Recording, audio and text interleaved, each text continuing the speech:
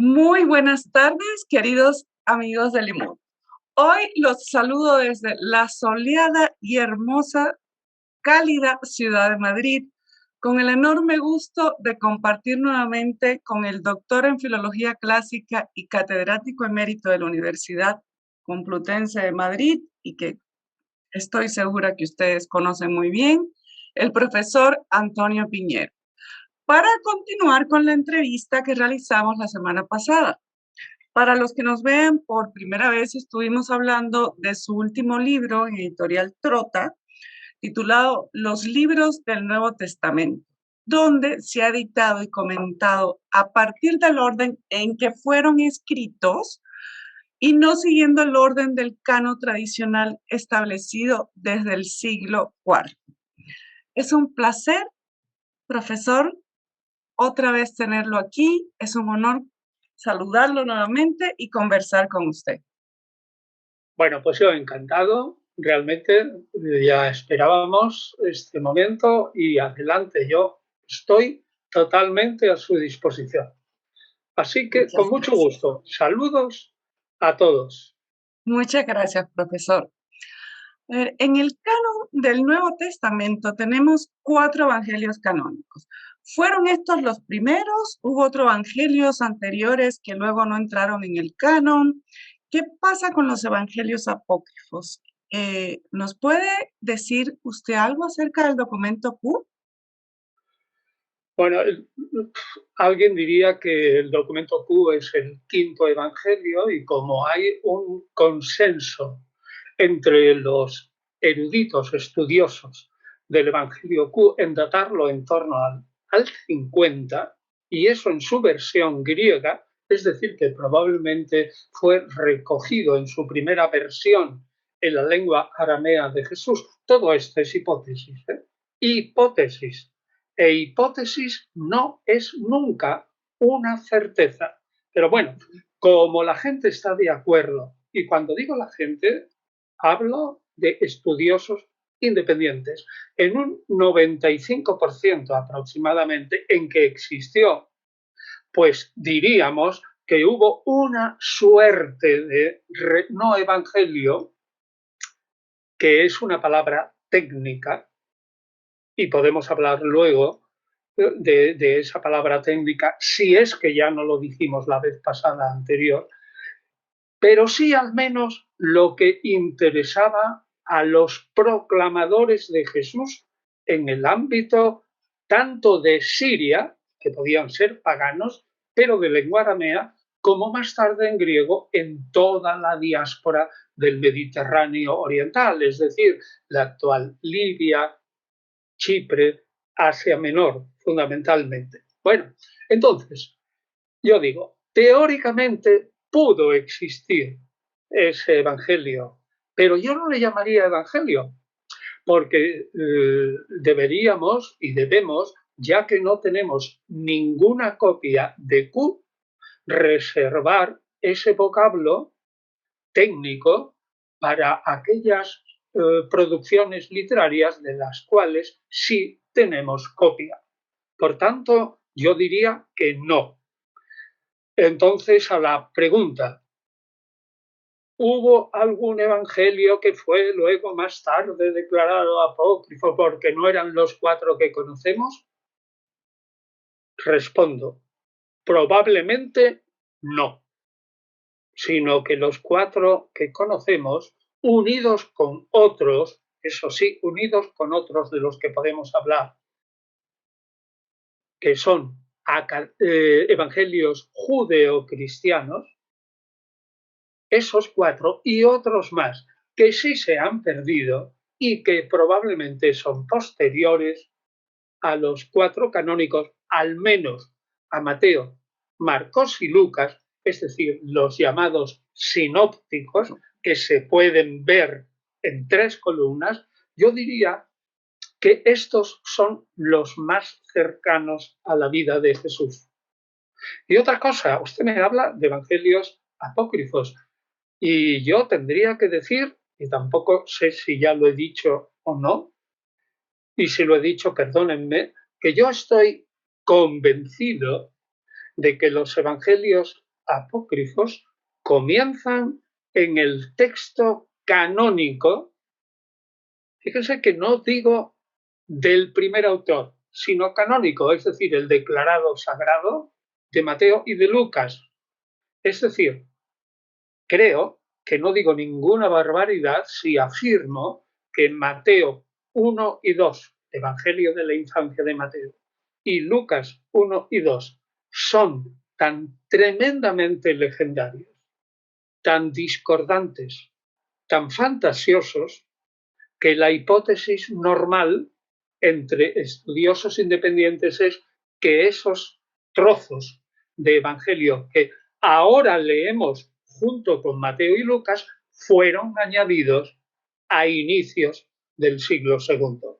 Es decir, es bastante duro, pero me parece cierto afirmar que hay una pequeña porción de los evangelios apócrifos que fueron pegados muy al principio del siglo II, de tal modo que todos los manuscritos posteriores, que todo lo más son normalmente del año 200, fueron allí ya pegados y fueron recogidos por todos los manuscritos. Es decir, yo no puedo demostrar estadísticamente por los manuscritos que tengo lo que estoy diciendo, no lo puedo demostrar, pero el tono es tan parecido, es tan legendario, es tan distinto, es tan propio de una comunidad determinada, que yo diría sinceramente que se nos ha colado dentro de la historia una porción de evangelios apócrifos dentro del Nuevo Testamento. Y que nadie se escandalice,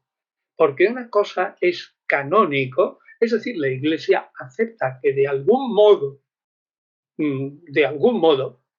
portan enseñanzas que son interesantes para la fe, que nadie se escandalice, porque aunque lo que yo haya dicho ahora respecto a Mateo 1 y 2 no se encuentre fácilmente en ningún texto académico, confesional, es decir, una introducción al Nuevo Testamento, un curso de Nuevo Testamento que se explique en facultades teológicas católicas, sin embargo, en esas facultades o escuelas bíblicas sí se afirma claramente que Marcos 16, 9, 20 es un apócrifo, un añadido del siglo II. Y sin embargo es canónico. ¿Por qué? Porque cuando se va estableciendo el canon a través del siglo II, desde aproximadamente, pongamos, año 135, 140, hasta el 180 y un poquito más, la gente sencilla y cristiana, aunque pudieran ser eruditos, no tenían los medios técnicos que tenemos nosotros. También alguien puede decir, usted es muy arrogante, pero no soy arrogante si afirmo que hoy, en el siglo XXI, conocemos mejor el Israel del siglo I que ellos mismos que vivían allí, porque tenemos una mayor documentación, porque conocemos otras partes de Israel, porque conocemos el Mediterráneo oriental, la historia de Grecia y Roma y todo lo que influyó allí. Es decir, es verdaderamente curioso esto, ¿eh? No es arrogancia afirmar que, aunque en una cosa concreta, si tuviéramos el túnel del tiempo, podríamos preguntarle a un testigo visual, oiga, esta palabra, por ejemplo, en el capítulo 9 de Marcos, ¿no gustarán algunos de los aquí presentes la muerte antes de que vean venir el reino de Dios? Y yo le preguntaría, ¿usted estuvo presente? ¿Lo dijo Jesús? ¿Por qué ahora muchos técnicos del siglo XXI dicen que aunque el contenido de esa sentencia pudiera ser del Jesús histórico, sin embargo debe ser un apócrifo, es decir, añadido por la Iglesia posterior, pero lo recoge Marcos? ¿Cómo se atreve usted? ¿Cómo tiene tanta cara dura como para decir eso y llevar la contraria nada menos que a Marcos? Bueno, pues hay muchos técnicos dentro del estudio de la Biblia que lo dicen tan tranquilo y no se creen arrogantes. Así que tengamos, por otra parte, nosotros, siglo XXI, la humildad de saber que sabemos poco, a pesar de tanto decir, ahí tenemos estas fuentes. Bueno, pues todas las fuentes son pocas. Y cuando empezamos a reconstruir evangelios apócrifos, evangelios canónicos, ¿por qué no valen y tal? Siempre debemos decir, estamos en un terreno resbaladizo. Bueno, y usted preguntaba, ¿y otros evangelios? Estos, Esos evangelios háblenos de esos evangelios al público. judeocristianos están todos recogidos tanto en los evangelios apócrifos, hablo de textos en castellano, en español, en la colección bilingüe de Santos Otero, como en la monolingüe que he hecho yo en todos los evangelios, pero son fragmentarios. O tenemos un par de restos de papiros, como por ejemplo el papiro de Oxirrinco 840 o el papiro Egerton 2, que son muy antiguos, sin duda alguna, pero no fueron admitidos en el canon. ¿Y cuáles son esos evangelios?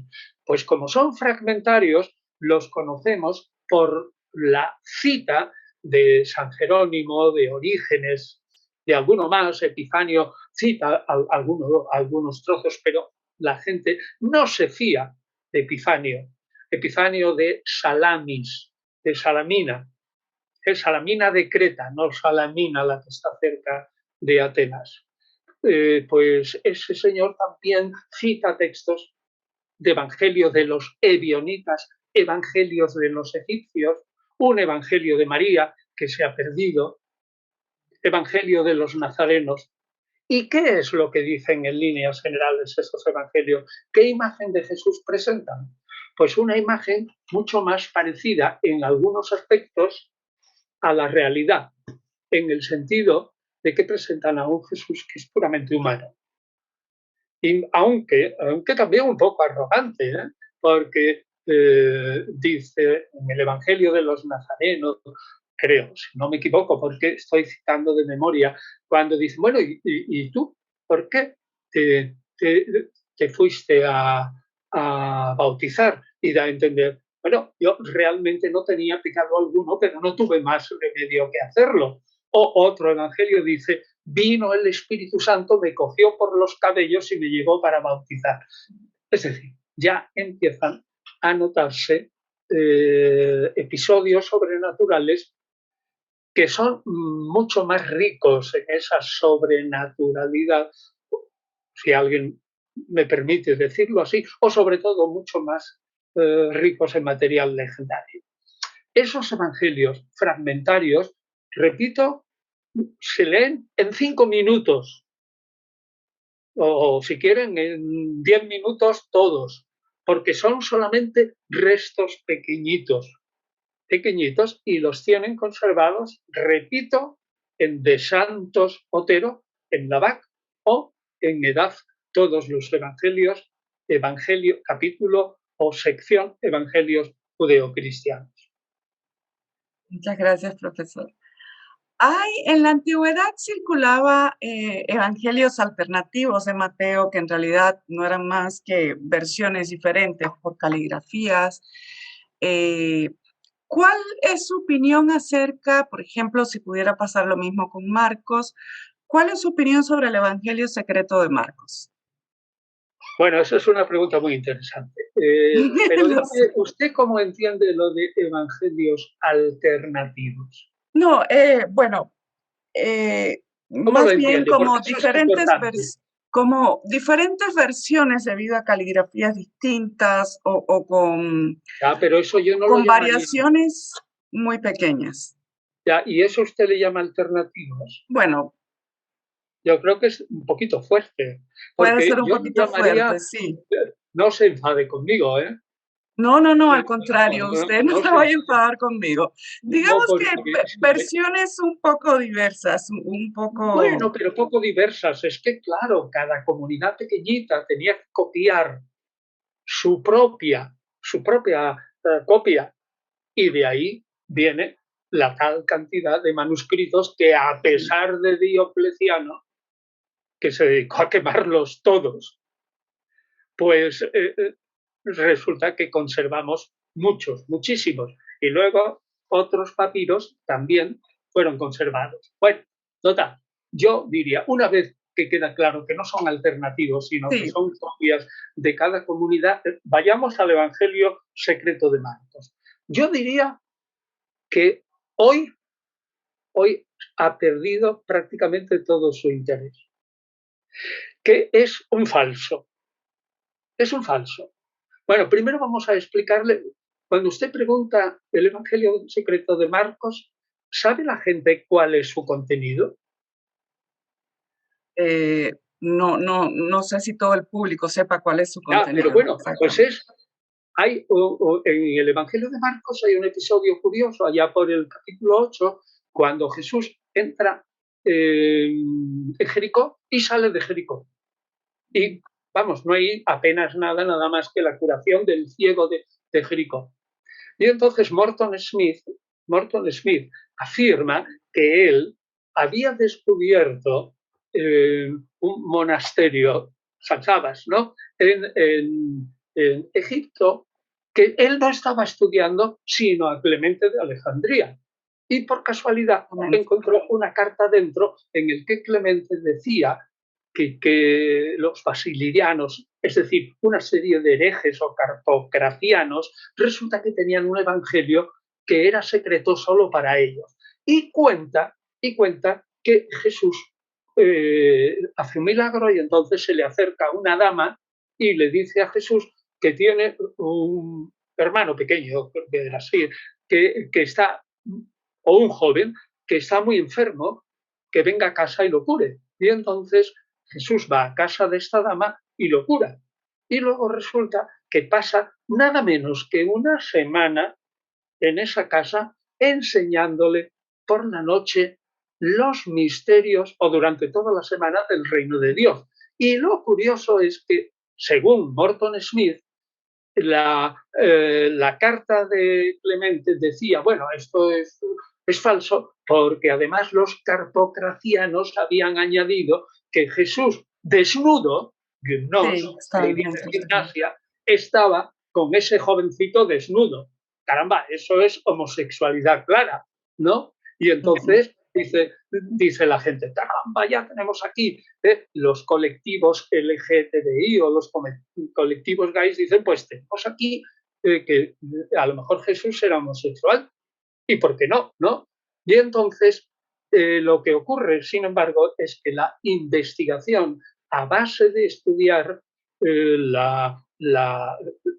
los dos libros que publicó Morton Smith a este respecto, pero con fotografías hechas por él y que además dice que lo echaron de la biblioteca y que luego lo fotografió ocultamente, porque no, eso está prohibido, ¿no? Llevaba una cámara en una biblioteca que no puedes fotografiar nada. Que él lo fotografió, bueno, lo que fuera, tuvo que irse y cuando volvió había desaparecido todo el texto de Clemente de Alejandría. Es muy sospechoso.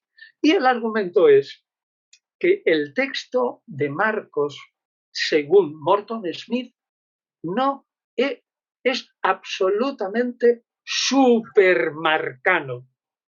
Es decir, Morton Smith era homosexual, pero era un filólogo y un tipo absolutamente listo y probabilísimamente alguien en su universidad en Estados Unidos pues se metió con él y le achacó que fuera homosexual y él dijo, bueno, pues ahora os vais a enterar.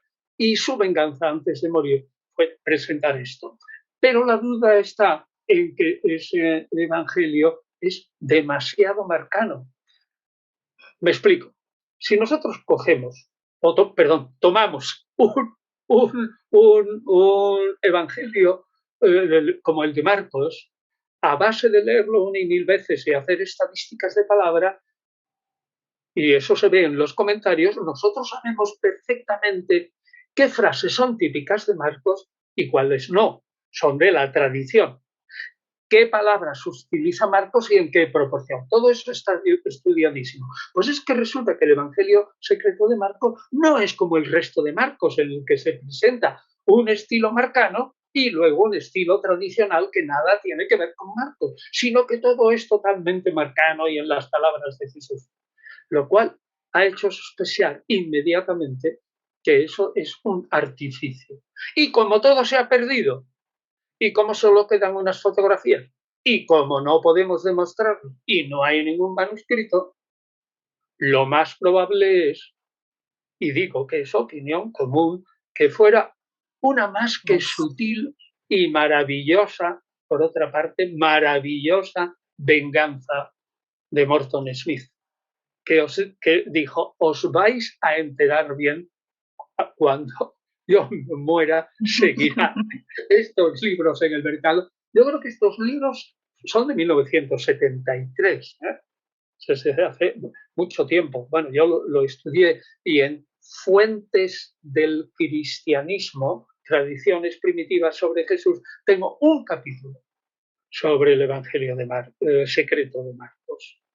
Ahora bien, ¿pero hubo un Evangelio secreto de Marcos?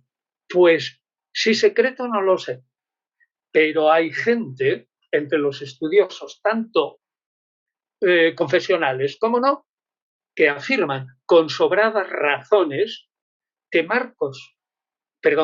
que Lucas y que Mateo utilizaron ediciones de Marcos diferentes. De ahí se explica que algunas veces coincidan en contra del Marcos que tenemos, coincidan entre sí, que otras veces sean dispares, pero manteniendo el Marcos que nosotros conocemos. ¿Cuál es la explicación? Lo que decía usted antes de alternativo, que a lo mejor el autor hizo dos ediciones. Un famoso estudioso español, muy defensor del texto del Codex Bezae Cantabricensis en Hechos de los Apóstoles, que es un códice que tiene un 10% más de texto y que él lo defiende como el más auténtico, y que yo en los libros del Nuevo Testamento recojo todo lo que dice Rius Camps, es decir, todo lo que él señala, yo no lo omito. Bueno, pues él defiende que hubo 3 ediciones de Marcos, no 2, sino 3. A mí me parece un poco exagerado, pero como Rius Camps es un hombre de una inteligencia brillantísima, no me extrañaría que tuviera razón. Así como él estudió otro apócrifo del Nuevo Testamento del que yo me ocupo ahora, que es la novela de Clemente, que no pertenece a los evangelios apócrifos, sino a los hechos apócrifos, la literatura pseudoclementina. Y es verdaderamente admirable cómo Rius Camps es capaz, con cajas de zapatos y fichas que él hizo con las antiguas, no había ordenador, fue capaz de reconstruir parte de la historia de esa novela de Clemente, interpretarla de una manera distinta y corregir a sabiondos profesores alemanes. Y yo, en mi investigación y edición, que saldrá, espero, antes de Navidades, en la Biblioteca de Autores Cristianos, tengo mucho respeto por Rius Camps. Entonces, si Rius Camps, que yo no lo he estudiado a fondo en cuanto al Evangelio, dice que hay 3 ediciones, eso sustentaría en parte lo que usted habla de evangelios alternativos, pero no serían apócrifos, serían evangelios, el mismo evangelio de Marcos arreglado porque hubo de tener mucho éxito, ¿o no? Sí, por supuesto. Porque él inventó, al menos entre comillas, el género biográfico sobre Jesús. Es decir, que sepamos, nadie lo hizo antes. Es verdad que tomó parábolas, de eso creo que si hablamos, parábolas de aquí, dichos de Jesús, tradiciones orales, la historia de la pasión, pero él hizo una historia, una biografía, aunque imperfecta. Y bueno, Mateo, quien fuere, y Lucas, quien fuere, opinaron que era una biografía que merecía ser tenido en cuenta y aceptaron ese marco, el marco de Marcos, o sea, esa estructura. Y tanta fama tiene que, en mi opinión, y ahora volvemos a los apócrifos para no escaparnos del tema, la inmensa mayoría de los apócrifos, de los evangelios apócrifos neotestamentarios, que son muchos, yo he recogido en torno a 83, y creo que me queda uno, ¿eh? O sea, creo que son 84. Y resulta que todos, o prácticamente todos, dependen de Marcos y sus dos seguidores, Mateo y Lucas, que a su vez lo enmienda. Esto es muy interesante. Estamos en una época, si Marcos escribe después de la toma de Jerusalén, después del 70, y tiene esta fama y se expande, todo esto a propósito del Evangelio secreto de Marcos, por dónde vamos, hemos dicho que yo creo que es un falso, pero usted lo ha desviado también a ver si había alguna enmendación por parte de sus seguidores. Yo respondería a eso. Sí, ciertamente, estamos en una época en que se está creando ese género y naturalmente ese género no es aún sagrado. El texto no es sagrado. Precisamente por eso Mateo lo enmienda y Lucas lo enmienda y creemos que Lucas es un poco posterior. Pero bueno, hay razones, pero no es absolutamente seguro. Pero es posible. Así que menudo éxito el de Marcos, ¿eh? Sí, mucho. Y mucho, que no solo fue seguido por Mateo y Lucas, no solo fue seguido por Juan, sino que acabo de decir que la inmensa mayoría de los evangelios apócrifos dependen de la tradición sinóptica establecida por él, por Marcos. Es decir, hay una razón de por qué los evangelios apócrifos pueden ser de poco uso para reconstruir la figura del Jesús histórico, porque no son originales. Es como si, pongamos un caso musical, en Brahms, o en Beethoven, o en Elgar, o en muchos, o Grieg, todos esos han hecho variaciones sobre temas anteriores. Hay muy famosas las variaciones Goldberg de Juan Sebastián Bach, otras famosísimas las variaciones Enigma de Elgar, otras súper famosas las variaciones Diabelli de Beethoven. Bueno, pues esta gente, y no digamos sobre un tema de Haydn de Johannes Brahms, pues resulta que todos estos genios tomaron un tema anterior y variaron sobre él, pero tuvieron la honestidad de decir, estos son variaciones, o la misma ofrenda musical de Juan Sebastián Bach es también una variación sobre un tema que le dio Federico II de Prusia.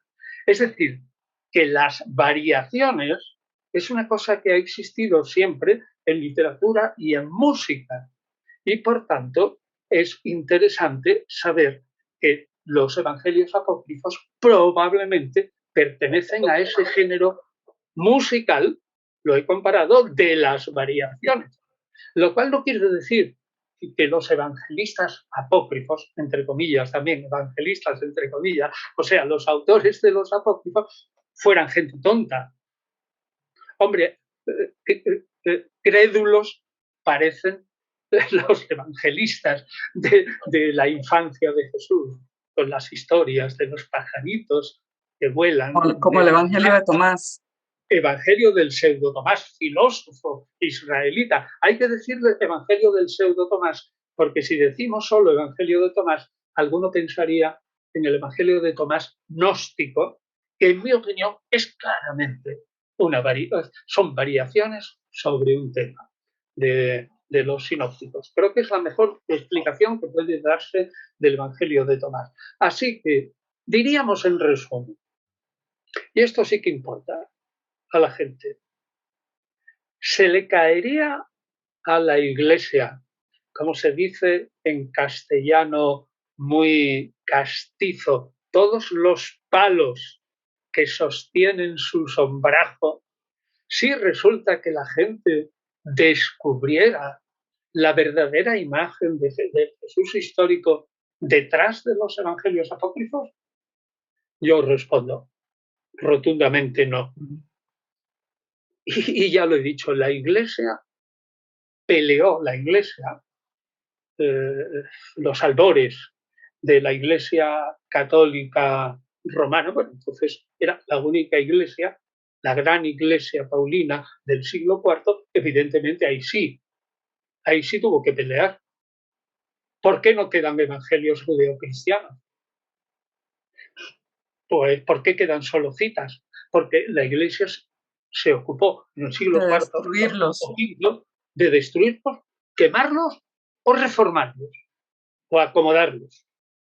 Por ejemplo, el protoevangelio de Santiago, que es maravillosamente bonito. Vamos, cuando narra el nacimiento de Jesús es de lo más bello que uno puede imaginarse. O el cuento de los pajaritos o del agua embalsada que vuelve otra vez cuando un niño le da una patada y el agua se pierde, pero Jesús mata al niño o lo castiga. Bueno, luego lo resucita, pero luego el agua vuelve a su sitio. Todo eso realmente hay que distinguirlo, son ciertamente leyendas, pero ninguna variación contribuye a mejorar estrictamente lo que es la melodía original. En esta misma línea, profesor, cuando se descubrieron los rollos de Qumran en la cueva 7, se ha generado cierta controversia, se generó por el 7Q5 exactamente, donde Joseph O'Callaghan planteó que este rollo, específicamente el 7Q5, podía ser un fragmento de Marcos, incluso hizo un modelo matemático que demostraría esto, pero los exégetas, bueno, por el supuesto, modelo matemático no lo hizo no, el modelo un matemático no es profesor suyo. de la Complutense y luego lo tomaron otros investigadores. Otros investigadores, sí, el modelo matemático no es suyo y es difícil de encontrar. Yo afortunadamente lo tiene, tengo. ¿no? Sí, yo afortunadamente lo tengo, pero es bastante difícil de encontrar. Yo lo puedo entender un poco, pero por supuesto los exégetas dicen que esta teoría es un tremendo disparate. ¿Qué Bueno, no posición es un tendría usted? tremendo. No. Yo creo que no es un tremendo disparate. Un respeto por O'Callaghan, que realmente lo hizo con toda buena voluntad, reconstruyó el texto. El 7Q5 es el tamaño de muy un par de chiquitito, sellos sí, grandes. De un par de sellos grandes, ¿no? 2.5 por 3, algo eso. Sí, es muy Es muy poco. chiquito. Pero lo curioso. Pero hay exégetas muy enojados con él. Sí, pero fíjese, no, están enojados, no. Yo creo que ya está absolutamente demostrado por medio de la papirología que eso es un trozo del mismo papiro que contiene el final de una carta de Noé que ahora está recogida al final también del libro primero de Enoch. Y fue Broschi, creo, si no me equivoco, el que dijo, atención, cada hoja de papiro, como ocurre con una mano humana de cada uno, o sea, hombres y mujeres, etcétera, cada uno tenemos unas huellas digitales absolutamente únicas. ¿Es cierto? ¿Es cierto? Sí. Bueno, pues es que resulta que cada hoja de papiro tiene sus huellas digitales, en toda la hoja de papiro. Y creo que fue Broschi el que dio la alerta de que eso pertenece, si no me equivoco, digo de memoria, al capítulo 106 de primero Enoch. Por lo tanto, fue un intento que muchos, por ejemplo, Carsten Tiede, escrito Tiede, ¿no? Aprovechó todas estas formulaciones matemáticas y la tesis de O'Callaghan, que por cierto, él era barcelonés, creo, aunque su padre fuera irlandés, ¿no? Pero su madre era española, ciertamente. Y resulta que él se aprovechó para retrotraer el Evangelio de Marcos al año 60. ¿Por qué?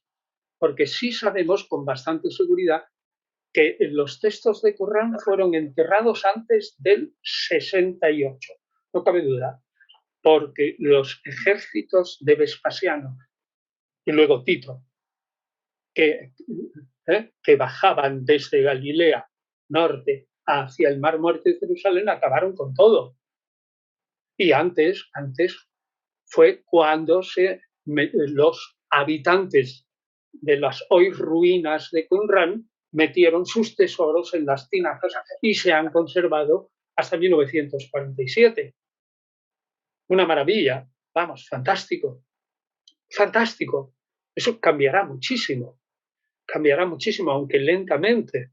Un paréntesis, cambiará, por ejemplo, la futura nueva edición, si alguien vive para verlo, del Antiguo Testamento incorporará todas las variantes de los 250 aproximadamente manuscritos bíblicos de Qumran.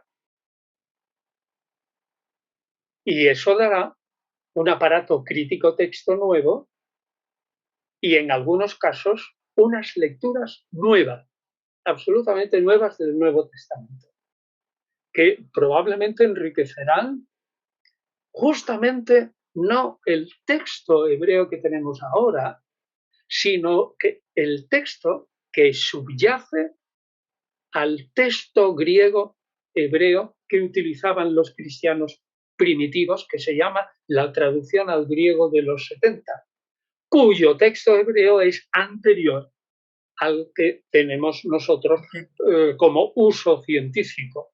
Bueno, pues eso no creo que lo veamos, ¿no? Pero la ciencia va muy despacio y cambiará muchísimo.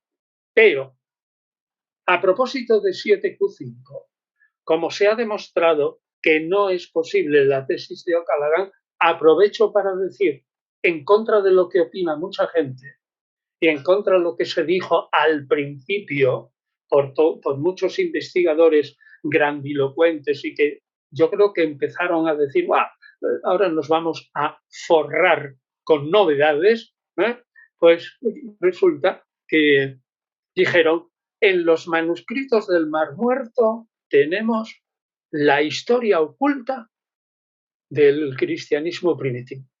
También es falso, rotundamente falso.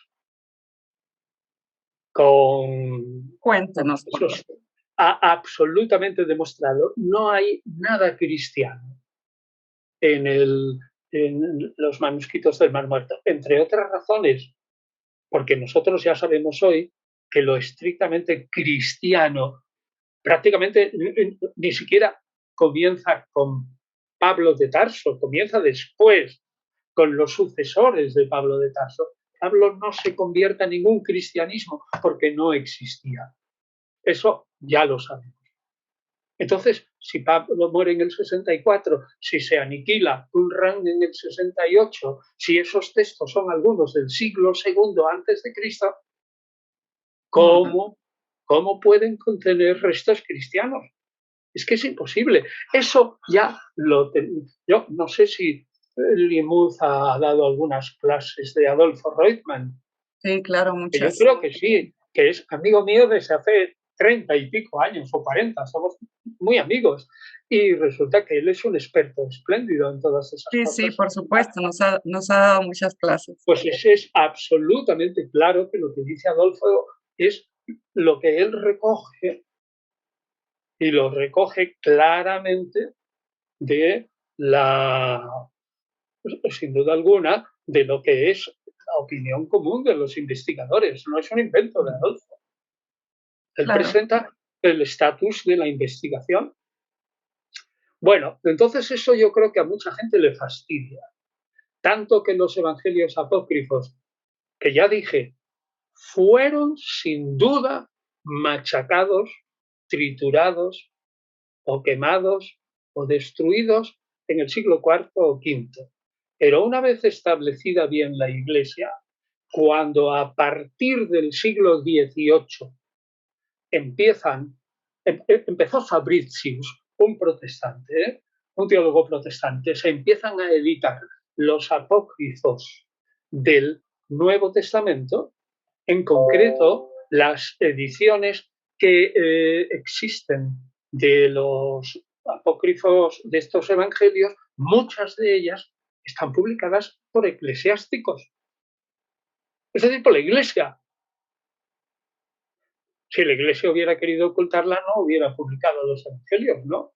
Pero claro, la Iglesia se ríe de estas, católica me refiero sobre todo, se ríe, digamos, de estas propuestas, porque dice, bueno, si los he publicado yo, y además lo que podía ser indicio de unos cristianismos diferentes, pues ya han sido superados, y esta es la palabra, por los siglos. Es decir, por el cristianismo de ahora. No nos preocupa, no se nos cae nada. El sombrajo puede caerse por otras vías. Es decir, ni tampoco se va a caer la Iglesia si introduce una postura mucho más feminista de la que tiene ahora. Tampoco va a cambiar nada. Tampoco va a caer, no. No pasa nada con eso. Eso no pasa nada. Lo que hay que cambiar, en todo caso, es el dogma. Claro, pero ¿quién le pone el cascabel a ese gato? Furioso. Claro, es que el dogma, toda la construcción del dogma es el núcleo de la Iglesia. ¿Es verdad o no? Es el núcleo de la Iglesia primitiva y desde aproximadamente el 180 y la constitución del canon y ya el desarrollo de todos los concilios que están recogidos en el Enchiridion Symbolorum, en el Denzinger y en todos los dogmas, en todas las colonias conciliares.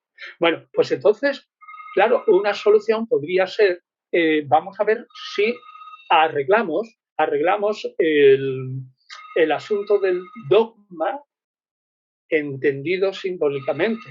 Bueno, pero no me digan ustedes, eso lo puedo admitir, pero no me digan ustedes, vamos a volver a un cristianismo primitivo a través de los evangelios apócrifos. Pues no, porque eso a mí me produce científicamente un poco de risa, sin querer ofender, ¿eh? Porque es que no es así, de ningún modo, no es así. Repito, los evangelios apócrifos son variaciones musicales sobre temas de los sinópticos, normalmente, y algunos menos sobre el cuarto evangelio, el evangelio de Juan. Y eso lo digo con serenidad y tranquilidad. Ha visto que voy despacito e insistiendo mucho en eso. No es así. Ciertamente no es así. Bueno, y yo creo que eso es. Entonces, yo creo que alguien se pregunta, bueno, ¿y para qué valen los apócrifos? ¿No? ¿O no? ¿O quería preguntar alguna otra cosa distinta a usted? Sí, profesor, mire, muchos lectores ven el Evangelio de Juan como un texto gnóstico, pero en medios académicos este texto se presenta más bien como un texto previo al gnosticismo y del que éste se alimentó, considerándolo más bien un evangelio protonóstico. En todo caso, exactamente. ¿Cuál considera usted que es la importancia del gnosticismo para comprender el cristianismo antiguo? Pues muy notable. Muy notable si se admite que la gnosis es una atmósfera común a otras religiones, pero que existía como atmósfera religiosa antes del nacimiento del cristianismo. Es un tema, es decir, antes del siglo I de nuestra era. Es un tema que yo le dije a José Montserrat, colega mío en el libro gordo de los libros del Nuevo Testamento que hablamos, a propósito de eso, José Montserrat tiene en Biblia y helenismo un capítulo escrito por él, que responde exactamente a esta pregunta. ¿Es importante la gnosis? Y dice, sí, es importante, pero nosotros podemos decir que existe una gnosis escrita, algo escrito antes del surgimiento de Pablo y de los evangelios, y repasa todos los textos y todos los posibles gnósticos como Dositeo, Cerinto y Simón Mago, todos esos, y Filón de Alejandría, y no encuentra ningún texto que responda a todas las características de la gnosis. Pero, una vez dicho esto, si admitimos que el protonosticismo del Evangelio de Juan y las tesis gnósticas judías y cristianas, en mi opinión, la gnosis nace dentro del judaísmo, pero un judaísmo marginal. Si admitimos eso, resulta que como la secta cristiana es judía al principio y es una secta mística también, como se ve claramente, Pablo era un místico y revelaciones y las tenía a montones, y las comunidades primitivas eran místicas y el Evangelio de Juan es místico. No es nada extraño que esas ideas fueran tomadas dentro de esos círculos, tanto judíos como judeocristianos, y fueran desarrollados en textos que ya en el siglo II son propiamente gnósticos. Y entonces la gnosis se ha transformado en gnosticismo. Pero digo, esas ideas esenciales, si se retrotraen hacia atrás, es decir, ojo a esto que a veces critica mucho este método, ¿no? Algunos científicos dicen, claro, usted toma textos del siglo II y luego dice que esas ideas existían en el siglo I. Y usted lo prueba, es una pescadilla que se muerde la cola porque hay esas mismas ideas en Pablo y en Juan. Y yo digo, bueno, como esas ideas, tiene usted razón, existen ahí, pero en el fondo son una exposición platónica disparatada del libro del Génesis. Pues podemos decir perfectamente que esa exposición afectó también a aquellos miembros que luego tienen obras en el Nuevo Testamento, como Pablo y Juan, que participaban de ese misticismo que usted ha llamado protonóstico, pero que se ve bien claro porque en el fondo es un platonismo vulgar, pero vivido.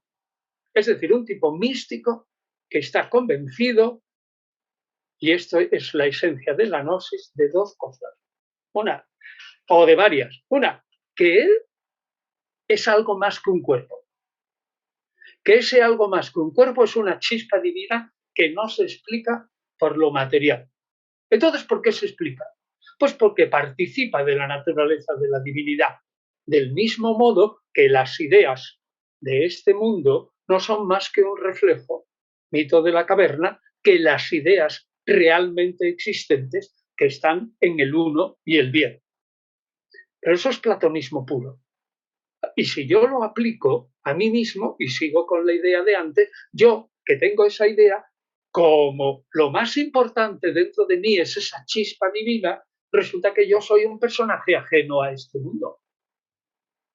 Claro, ¿este mundo qué es lo que es? Extensión y carnalidad. Ah, pues yo estoy ajeno, porque yo intento no tener extensión, mi cuerpo es la cárcel de mi alma y lo que me interesa a mí es simplemente mi unión con la divinidad. Bueno, pues eso es esa atmósfera, eso está en Pablo, está en Juan y permea todo el Nuevo Testamento. Entonces, mi respuesta es, el que estudie a fondo ese platonismo vulgarizado y caiga en la cuenta de eso, y eso yo lo he puesto clarísimamente de relieve, tanto en la guía para entender el Nuevo Testamento como en la guía para entender a Pablo, clarísimamente de relieve. A saber, si usted entiende la gnosis, tiene que se refleja por escrito en el siglo II y luego retrotrae las ideas y las ve en Pablo, tiene elementos claves para entender el misticismo que permea a Pablo, al Evangelio de Juan y a una cierta parte, no todo, del Nuevo Testamento, porque hay otro Nuevo Testamento que es muy pragmático o que intenta ser puramente histórico, histórico entre comillas, como Hechos de Apóstoles o las partes que son narrativas de los Evangelios. Bueno, pues eso, pues no todo es gnosis en el Nuevo Testamento. En la edición de Trota de la biblioteca copto-gnóstica que hemos hecho Francisco García Bazán, de Buenos Aires, que él es malagueño, pero ya es argentino. José Monserrat y yo mismo como editores, con 6 o 7 autores más, al principio hay una introducción muy larga, de casi 100 páginas, a la gnosis hecha por José Monserrat y por mí. Y ahí hay un apartado que habla de gnosis y Nuevo Testamento bastante largo. Repito, es el primer volumen de la biblioteca copto-gnóstica de Nag Hammadi, Naghammadi, Nag Hammadi, esa biblioteca que está traducida al castellano en 3 volúmenes, ahí tiene la respuesta a esa pregunta. Pero insisto, una gnosis precristiana por escrito, según Monserrat, nunca existió. Y Monserrat lo ha estudiado a fondo. Yo también me fío del escrito de Monserrat en Biblia y en el mismo capítulo del libro este. Usted ha mencionado, Pablo, se puede ver una evolución entre el Pablo de los Hechos, el Pablo de las cartas auténticas y el Pablo de las pseudoepigráficas paulinas. ¿Hay una evolución que podemos ver ahí? ¿En dónde? ¿En la omisión o no omisión de doctrinas gnósticas? Sí. ¿Se refiere o en una evolución general del pensamiento? En ambas. ¿Cómo va evolucionando el pensamiento de Pablo desde...? El pensamiento de Pablo está reducido, como ya dije, creo que en la vez pasada, en 7 cartas que además están o mutiladas, algunas de ellas, o manipuladas. Entonces es muy difícil de determinar el pensamiento de Pablo, pero lo cierto es que el pensamiento de Pablo ya es distinto del de Colosenses y el de Efesios. No es cosa que yo me ponga aquí ahora a decir un resumen de la teología de Pablo y un resumen de Colosenses y Efesios. Es que eso está en cualquier introducción al Nuevo Testamento. Y se ve bien claro que esa diferencia en la teología y en el empleo de las mismas palabras, Hijo de Dios o Iglesia o bautismo o Eucaristía, para unos conceptos diferentes, eso supone una evolución. Y es claro, en mi opinión, Pablo no es más que sí, que creo que lo dijimos, que un paso en esa construcción del judeocristianismo y del cristianismo que tarda siglos en realizarse. Entonces, ¿por qué se ve la diferencia? Porque pongamos el caso de la iglesia de las pastorales y la disciplina eclesiástica que hay y el control de los fieles y la interpretación de las escrituras y la sucesión apostólica, la jerarquía, todo eso no existe en Pablo. Vaya si ha habido un cambio. El concepto de iglesia en Pablo era la reunión de unos pocos elegidos, que eso quiere decir eclesía, y lo digo claramente en la guía para entender a Pablo, en el comentario al principio a 1 Tesalonicenses. Es verdad que eclesía lo traducimos por iglesia o asamblea, y es cierto, porque se llamaba eclesía en el griego ateniense, fundamentalmente en la koiné, a aquella gente elegida, lego no significa no solo decir, sino en griego y en latín significa también elegir. Es decir, que leer es también elegir y coger el significado. Bueno, pues entonces, lego significa elección.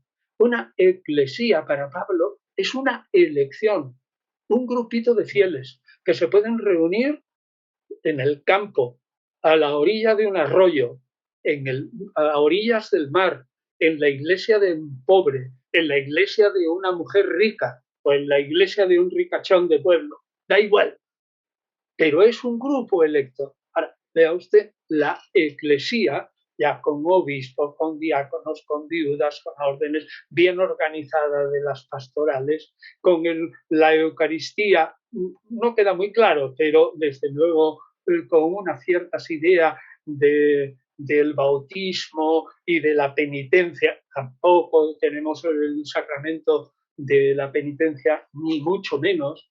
El cambio que se da, por ejemplo, en el concepto de la temporalidad de Pablo, cuando uno lee 1 Corintios 7 y afirma que él se mantiene célibe, no se casa, y que insta a quien pueda a mantenerse célibe porque el fin urge, porque el fin está al lado, eso no tiene nada que ver con las epístolas pastorales cuando dice la mujer se salva, que se casa, y la mujer se salvará por la crianza de los hijos.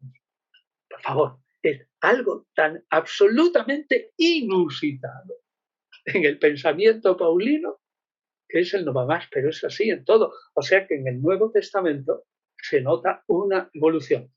Y en la guía para entender el Nuevo Testamento lo explico claramente haciendo eco de algo que yo aprendí bien claro en la teología, de la teología protestante cuando yo estaba haciendo, antes del diluvio, casi mi tesis doctoral en Alemania.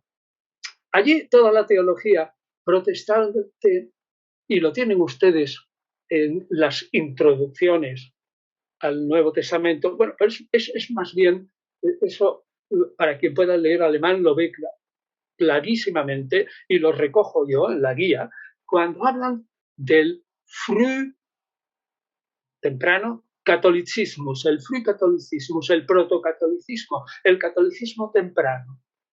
El catolicismo temprano sería la idea de Gálatas, más o menos, y la comunidad de Gálatas, parte de Corinto.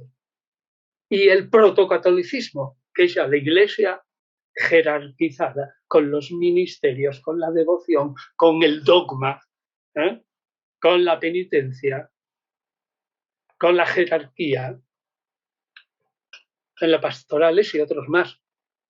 Y dice, la tesis protestante es el frühcatolicismus, el protocatolicismo empieza en el mismo Nuevo Testamento y es claro que va contra la verdad de Pablo y contra la verdad que creemos del Evangelio de Jesús. Que, por cierto, quienes defendían eso decían a la vez que Jesús no era judío, sino que era un hombre que rompía con el judaísmo. En fin, toda la teología protestante ha sido impresionantemente una construcción portentosa, como parte de la filosofía alemana, ¿no? Eduard Schweitzer, Eduard.